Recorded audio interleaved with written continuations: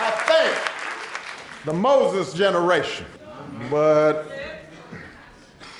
we got to remember now that Joshua still had a job to do. We're going to leave it to the Joshua generation to make sure it happens. He appreciates, and I appreciate, that we're the successor generation.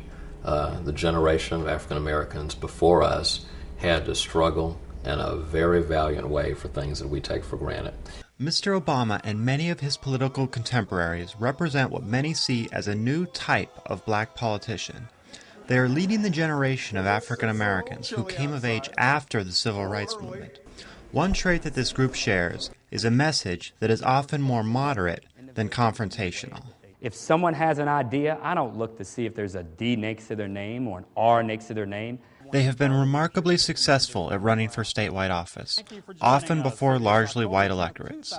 Harold Ford came within 3 points of winning the Senate seat in Tennessee. Another characteristic is a focus less on race than their black predecessors. Adrian Fenty, the mayor of the District of Columbia, won over both white and black Washingtonians with a promise of more attentive government. I'm not running with him because he runs too fast, but he is running all around D.C. Members of this generation are also often more comfortable in elite white institutions than their predecessors were. Cory A. Booker became mayor of Newark, New Jersey, one of the nation's poorest cities, after an education at Stanford and Yale. He, like Mr. Obama, has social networks and sources of money that his predecessors never had. United States Congressman Artur Davis. Thank you. Here's another contemporary. First time I met Barack Obama, and I've told this story many times, but it was my first year at Harvard Law School. He and I both ran for Congress the same year, 2000, and as we always joke, we both got our butts kicked. Both men rebounded and have many similarities today in their political styles. They have messages that hinge largely on what some have called their post-racial worldview. A significant number of problems that may appear to be racial on their face are about broader questions of equity. And that's what I think Obama has talked about, and I try to talk about that too. But this approach is not without its pitfalls. Much of the resistance comes from the black community. There are generational cleavages to be overcome.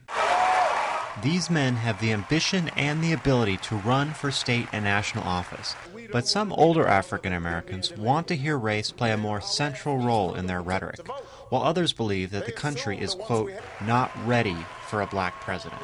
This variety of concerns has led a number of older black leaders and citizens not to back Mr. Obama. For some, like John Lewis, who has endorsed Hillary Clinton, it is simply based on the high regard in which many hold the Clintons, according to Congressman Davis. And I have nothing but respect for someone who's supportive of individuals with whom he's had a long-standing relationship. But others have chosen not to support him simply because they doubt he can win. In a community that produced Rosa Parks and Martin Luther King and a host of other leaders, it is sad that there are some who believe that doubts ought to outweigh hopes. How are you? One of the most crucial moments of the campaign so far, and a setting where these complicated generational issues were on full display, was earlier this year in Selma, Alabama. Listen to Mr. Davis as he introduces Mr. Obama. He simultaneously is working in two directions here, building Obama up, but also addressing the concerns in the audience. Ladies and gentlemen, the man who will make you a truth teller when you tell a child that he or she can be anything, no matter color. The man who will change the United States of America for good. I give you the United States Senator from Illinois and the next President of the United States, Barack Obama.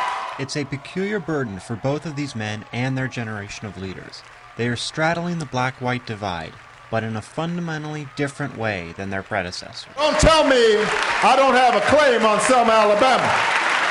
Don't tell me I'm not coming home when I come to Selma, Alabama. I'm here because somebody marched for our freedom.